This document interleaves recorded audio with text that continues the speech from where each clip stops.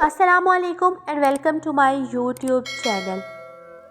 میرا ذاتی تجربہ یہ ہے کہ جہاں عورت کی عزت نازک ہوتی ہے وہاں مرد کا روپ بھی ناقابل اعتبار ہوتا ہے، خصوصاً جب باپ بھائی ان پڑھ دیہاتی ہوں تو جھوٹی غیرت کے نام پر لڑکیوں کے جذبات اور ارمانوں کا سودا کر دیتے ہیں۔ شوہر ہے تو وہ مجازی خدا بن کر اس کی خودی سے ان کو محروم کر دیتا ہے۔ تاہم ہم سارا الزام مردوں کو دینا بھی ناانصافی ہے، کیونکہ اکثر عورتیں فریب اپنی مرضی سے کھاتی ہیں۔ اگر وہ چاہیں تو اپنی زندگی کی خوبصورت راہیں نہایت ہوشیاری سے متعین کر سکتی ہیں، مگر تقدیر کے ہاتھوں میں اپنا سب کچھ سونپ کر وہ خود اپنی بربادی کو دعوت دے دیتی ہیں۔ جبکہ قدرت نے کچھ کام تدبیر کے زیر اثر رکھے ہیں، وہ تدبیر سے ٹھیک کیے جا سکتے ہیں۔ تبھی تو کہا جاتا ہے کہ روتی ہوئی ہر عورت اور ہنستے ہوئے ہر مرد پر اعتبار نہیں کرنا چاہیے۔ میری تباہی کی کہانی میں زیادہ دوش میرا ہے یا میرے والدین کا؟ یہ الزام اپنے والدین پر لگانا تو مجھے زیب نہیں دیتا کہ انہوں نے تو میرے سنہرے مستقبل کے خواب دیکھے تھے۔ میں نے ہی اپنے خوابوں کا سنہری جال خود پر اس طرح ڈالا کہ وہ مجھ سے دور ہو گئے۔ انہوں نے میرا نام رحمت اس لیے رکھا تھا کہ بیٹی ان کے آنگن میں رحمت بن کر اتری تھی۔ بڑی منتوں مرادوں کے بعد مجھ کو رب سے مانگا اور پا لیا۔ اگر انہیں معلوم ہوتا کہ بیٹی نہیں بلکہ اپنی عزت کی اجری اور سفید چادر کے لیے سیاہ دھبا مانگ رہے ہیں تو شاید وہ پیدا ہوتے ہی میری زندگی کا چراغ گل کر دیتے۔ دونوں بھائیوں اور میری عمر میں بہت فرق تھا۔ وہ کالج جاتے تھے جب میں پیدا ہوئی۔ اتنی مدت بعد ماں کی گود ہری ہونے پر خاندان بھر حیران تھا، مگر اتنا خوش تھے کہ گھر کے آنگن میں اللہ کی رحمت کی بارش ہوئی تھی۔ بھائی بھی مجھ کو جان سے زیادہ عزیز رکھتے تھے۔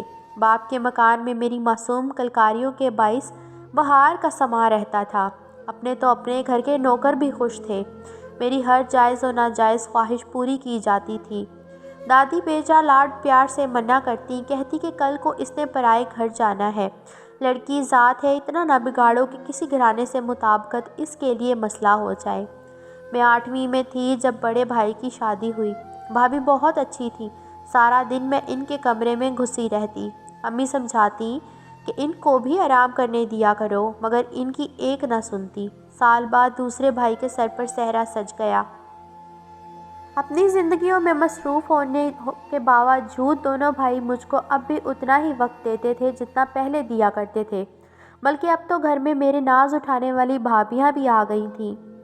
کتنی خوش قسمت تھی میں کہ میری دونوں بھابیاں مجھ کو اس طرح چاہتی تھیں جیسے میں ان کی سگی چھوٹی بہن ہوں۔ دونوں ہی بہت اچھی تھیں۔ ہم مل بیٹھتے تو کہکہوں کی برسات ہو جاتی۔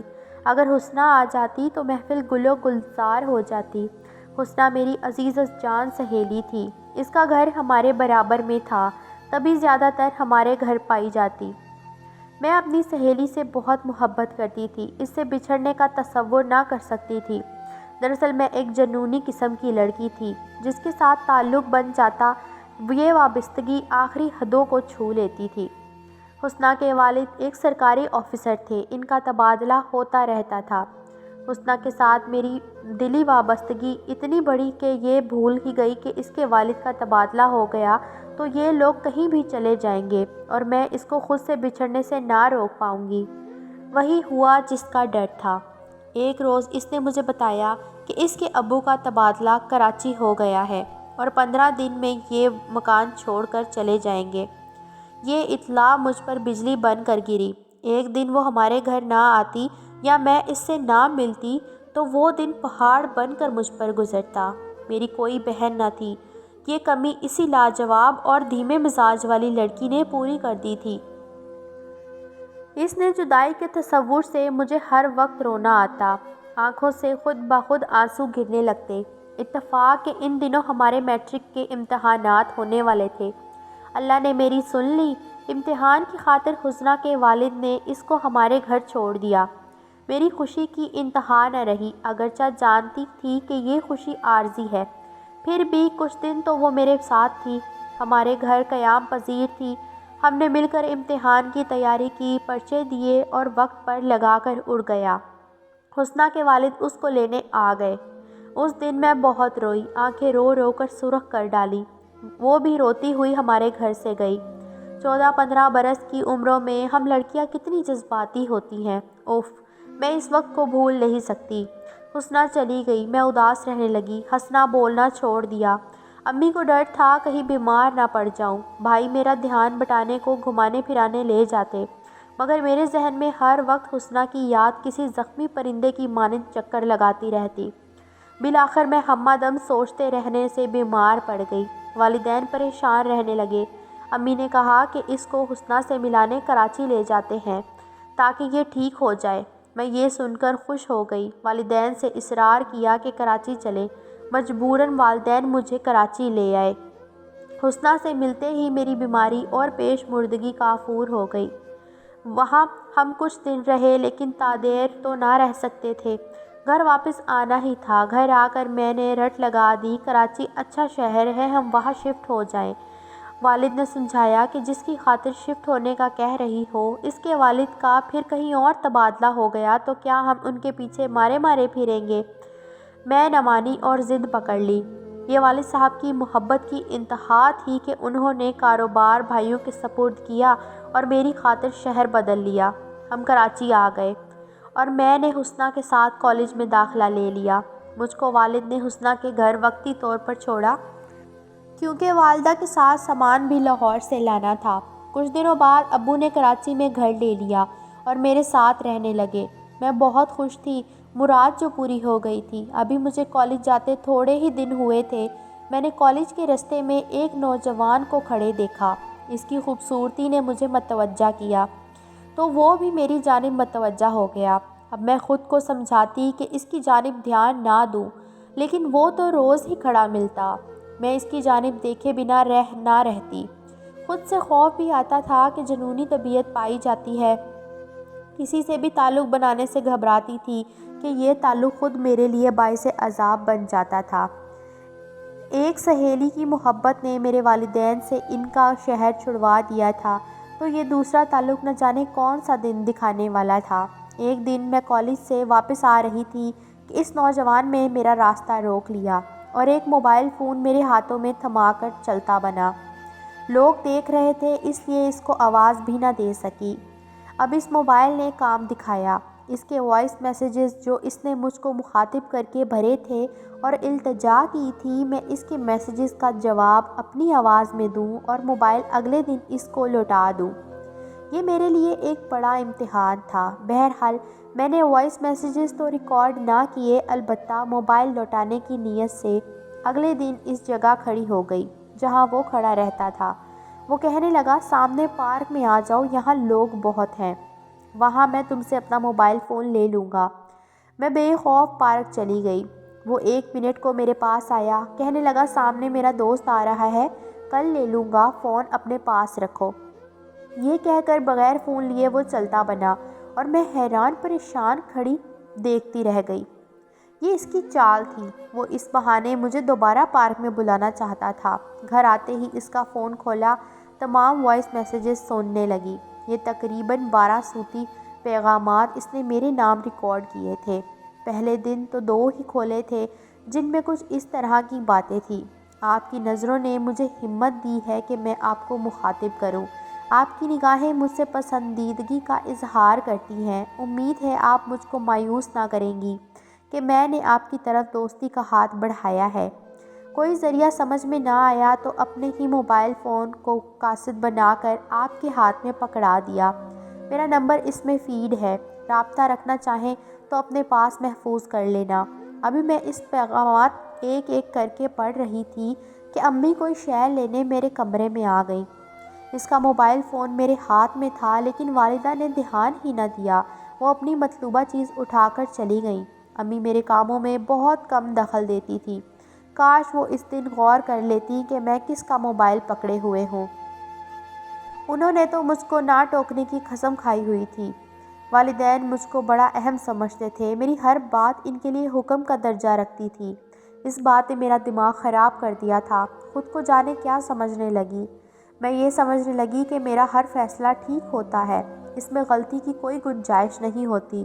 اب اگلے دن کا مجھے کو بے چینی سے انتظار تھا۔ اس کا موبائل میرے دل پر بوجھ بن گیا تھا، چاہتی تھی کہ کل ہی لوٹا دوں اور اس کو چند باتیں بھی سنا دوں۔ اگلے روز اس کو دیکھ کر نہ جانے کیا دل کو ہوا کہ کھری کھری تو نہ سنا سکی، البتہ یہ ضرور کہا کہ اس طرح کسی لڑکی کے ہاتھ میں سرے راہ اپنا موبائل پکڑا دینا کہاں کی عقل مندی ہے۔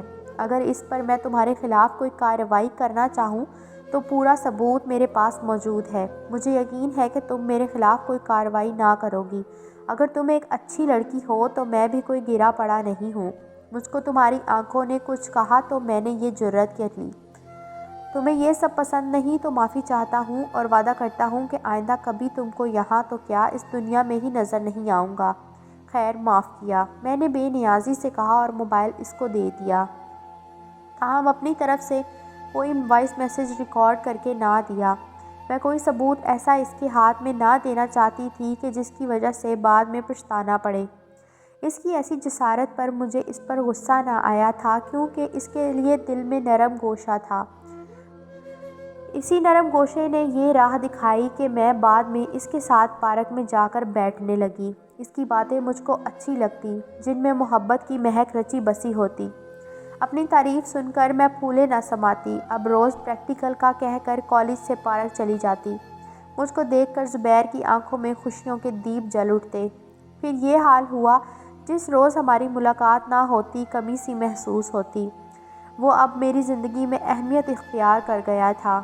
ایک روز کالج میں مجھے پتہ چلا کہ اس کی اور بھی لڑکیوں سے دوستیاں ہیں۔ میری ایک کلاس فیلو نے مجھ کو اس کے ساتھ راستے میں باتیں کرتے دیکھ لیا۔ دوسرے روز اس نے مجھ سے پوچھا کہ زبیر تمہارا کیا لگتا ہے؟ اس پر میں نے بھی یہی سوال اس سے کر دیا کہ وہ تمہارا کیا لگتا ہے؟ وہ میرا چچا زاد ہے لیکن اچھا لڑکا نہیں ہے، نشہ کرتا ہے اور دوسری برائیوں میں بھی ملوث ہے۔ تبھی میرے والد صاحب نے میری باجی کے رشتے سے سختی سے انکار کر دیا ہے۔ رابعہ نے مجھ کو چند لڑکیوں کے نام اور فون نمبر دیے کہ تم خود ان سے بات کر کے تصدیق کر لو، یہ ان کو بھی بیوقوف بنا رہا ہے۔ اس کی بات میرے دل کو لگی۔ میں نے ان لڑکیوں کا کھوج نکالا، ان سے مل کر تصدیق کی، وہ سب صحیح تھا جو رابعہ نے بتایا تھا۔ مجھ کو بے حد دکھ ہوا۔ زبیر نے میرے ساتھ دھوکہ کیا تھا اور جھوٹ بولا تھا کہ مجھ سے پہلے اس کی کسی لڑکی سے دوستی نہ تھی۔ اب جو میں اس سے پارک میں ملی تو ان لڑکیوں کے نام اس کو بتا دیے اور دو ٹوک بات کی کہ تم نے ان لڑکیوں کو برباد کیا ہے۔ بولو یہ بات سچ ہے یا نہیں؟ وہ گھبرا گیا، کہنے لگا تم سے کس نے کہا؟ میں نے بھی کہا ہے، کہا تو صحیح ہے نا؟ جب اس کو یقین ہو گیا کہ میں اس کی اصلیت جان چکی ہوں تو وہ کمینگی پر اتر آیا۔ کہنے لگا میں تم کو بھی ایسے ہی رسوا کر سکتا ہوں جیسے میں نے ان کو کیا ہے، ورنہ مجھ سے یوں ہی ملتی رہو۔ ہرگز نہیں، میرے دل میں اب تمہارے لیے کوئی گنجائش نہیں ہے۔ اگر تم نے مجبور کیا تو میں اپنے والد اور بھائیوں سے شکایت کر دوں گی، وہ تمہارا بندوبست خود کر لیں گے۔ مجھے دھمکاتی ہو، جانتی ہو اس کا انجام کیا ہے؟ اس کا انجام؟ وہ غصے سے بھڑک اٹھا۔ اس نے کہا میرے دوست نے تمہاری میرے ساتھ اپنے موبائل میں کچھ تصاویر بنائی ہوئی ہیں۔ جب ہم پارک میں محو گفتگو ہوتے تھے تم تو محبت کے جذبے سے مدہوش مجھ میں کھوئی ہوتی تھی، تم کو معلوم بھی نہ ہو سکا کہ کوئی ہماری مووی اور تصاویر بناتا تھا۔ یہ سن کر مجھے شدید جھٹکا لگا۔ تو کیا کوئی محبت کا نقاب اوڑھ کر اتنا بھی گر سکتا ہے؟ اچھا میں معذرت کرتی ہوں جو میں نے تم کو غصے میں کہہ دیا ہے، لیکن تم وہ تصویریں اور موویز اپنے دوست کے موبائل سے ڈیلیٹ کر دو۔ وہ تو میں کر دوں گا، اس کا فون میرے ہی گھر پڑا ہے۔ مجھے کیسے یقین آئے کہ تم واقعی ڈیلیٹ کر دو گے؟ یقین نہ آئے تو ابھی میرے ساتھ چلو اور اپنے ہاتھ سے خود وہ ساری تصویریں وغیرہ مٹا ڈالو۔ میں اس کی باتوں میں آ گئی اور اس کے ساتھ چلی گئی۔ مجھ کو خود پر ضرورت سے زیادہ اعتماد تھا۔ وہ گھر ہمارے گھر سے زیادہ دور بھی نہیں تھا جہاں زبیر مجھے لے گیا تھا۔ میرا خیال تھا کہ وہاں افراد خانہ ہوں گے لیکن وہاں کوئی نہیں تھا۔ اس خالی مکان میں اس نے میرا برا بھلا کہنے کا بدلہ لے لیا اور حد سے بڑی میری خود اعتمادی نے میرے غرور کو خاک میں ملا دیا۔ اتنی بڑی قیمت لے کر اس نے وہ موبائل دیا جس میں میری اور اس کی پارک والی تصویریں اور موویز تھیں۔ میں نے سب چیزوں کو خود ڈیلیٹ کیا تو میری جان میں جان آئی کہ اب میں رسوائی کے خطرے سے باہر ہو گئی ہوں، لیکن یہ تو میری خام خیالی تھی۔ ایسے تیز ترار غلیظ قسم کے آوارہ لڑکے بھلا اتنی آسانی سے پیچھا کہاں چھوڑتے ہیں؟ اس نے میری تصویریں ایک اور موبائل میں محفوظ کر رکھی تھی جو اس نے فیس بک میں ڈال کر مجھ کو سارے زمانے میں رسوا کر دیا۔ یہ تو میں سوچ بھی نہ سکتی تھی کہ وہ اتنا شفاق دل ہوگا۔ اس نے محبت کے اتنے بڑے قول و قرار کر کے بھی حیا نہ کی۔ مجھ سے بڑی بھول ہوئی کہ اس کی خوبصورتی کے جال میں پھنس کر اس پر اعتبار کیا۔ دراصل ماں باپ نے اتنا مجھ کو پیار اور اعتماد دیا تھا کہ میرا خیال تھا کہ میں چاند پر بھی اڑ کر چلی جاؤں تو جا سکتی ہوں۔ کوئی بھی اجنبی اور تنہا جگہ مجھ کو نقصان نہیں پہنچا سکتی۔ فیس بک پر میری تصویریں چلنے سے میں ہی بدنام نہ ہوئی، میرے گھر والے بھی کسی کو منہ دکھانے کے قابل نہ رہے۔ میری زندگی برباد ہو گئی، بلکہ زندگی ہی بدل گئی۔ میرے والد رسوا، بھائی بھی بدنام، ان کی لاڈ پیار کو میں نے اپنی نادانی سے رسوائی کے اندھیروں میں دھکیل دیا۔ ابو بالکل خاموش ہو گئے، انہوں نے مجھ سے بات کرنا ترک کر دیا۔ پہلے میں کیا تھی اور آج کیا ہوں؟ کبھی کبھی انسان کی ذرا سی لغزش اس کی عزت بھری زندگی سے باہر نکال پھینکتی ہے کہ منہ کے بل جا گرتا ہے اور پھر تمام عمر اٹھنے کے قابل نہیں رہتا۔ زبیر نے تو مجھے برباد کر کے گھر بسا لیا، لیکن میں نے اپنے گھر میں بھی اجنبی ہوں۔ میرا تجربہ بھی یہی کہتا ہے کہ ریاکار مرد کی واقعی کوئی اعتبار نہیں ہوتا۔ وہ ایک ایسے سانپ کی طرح ہوتا ہے جو موقع پاتے ہی ڈس لیتا ہے۔ کچھ تو ایسے بھی ہوتے ہیں جو اپنی ہوس کی خاطر کتنی ہی معصوم اور بے گناہ لڑکیوں کی زندگیاں اجاڑتے چلے جاتے ہیں۔ شاید وہ اپنی ہوس کی شدت میں یوم حشر کو بھی بھول جاتے ہیں۔ خوبصورتی اس پر سونے پر سہاگے کا کام کرتی ہے۔ یہ ایک ایسا پردہ ہے جو انسان کے اندر کی صورت کو بالکل چھپا دیتا ہے۔ تب عورت ہو کہ مرد اس کی پہچان مشکل ہو جاتی ہے کہ وہ دھوکہ دینے والا ہے یا کہ دھوکہ کھانے والا۔ میں بھی ایک ایسے ہی حسین چہرے کے فریب میں الجھ گئی تھی، تبھی دھوکہ کھا گئی۔ پھر جب اس کی شخصیت سے پردہ اٹھا، بہت دیر ہو چکی تھی۔ خود فریبی کی دھند میں میں واپسی کے سارے راستے گنوا چکی تھی۔ قدرت نے مجھے ایسی سزا دی کہ ویران ہو گئی۔ سچ کہتے ہیں لڑکیاں کانچ کے کھلونوں کی مانند ہوتی ہیں۔ ان کے لیے زندگی ایک ٹیڑھا میڑھا راستہ جس کے ارد گرد لاتعداد کانٹے بکھرے رہتے ہیں۔ ذرا دیر کو پیر رستے سے اتر جائیں تو تمام زیست زخمی ہی رہتے ہیں۔ جب تک سر پر باپ یا بھائیوں کا ہاتھ نہ ہو، اس کی اپنی بہادری اور سمجھداری ایک بے معنی شے ہے۔